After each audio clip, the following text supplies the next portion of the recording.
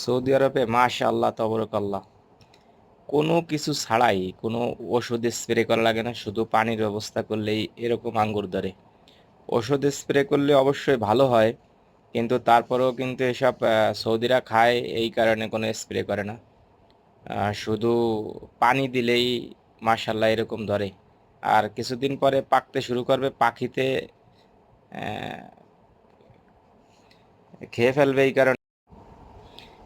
এই কারণে নেট দিয়ে ঘিরে দেওয়া হবে কিছুদিন। অনেক মালিক আবার নেট দিয়েও ঘেরে না, কারণ নেট দিয়ে পাখির ব্যবস্থা হয় রিজিকের, এই কারণে। তবে মাশাআল্লাহ এতটুকু গাছ, এই গাছটার বয়স সর্বোচ্চ 3 বছর হয়েছে।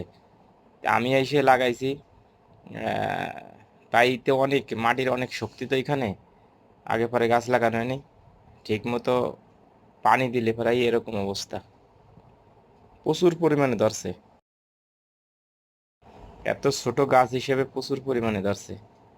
গাছ থেকে এত ছোট রয়েছে, অনেক আরো বড় হবে এই আঙ্গুরগুলো, আর অনেক মিষ্টি। গত বছর একটু কম ধরছিল, এই বছর বেশি ধরছে। যাক আলহামদুলিল্লাহ, সৌদি আরবে আসছি বলে এগুলো দেখতে পারলাম। না হলে তো এরকম আসলে বাংলাদেশে এখন হয় অবশ্যই, কিন্তু এরকম এত সহজে হয় না আর কি। অনেক যত্ন আপ্যায়ন করা লাগে এখানে, বেশি একটা এখানে যদি সার প্রয়োগ করা হতো তাহলে আরো বেশি হতো, কিন্তু কিছুই প্রয়োগ করা হয়নি।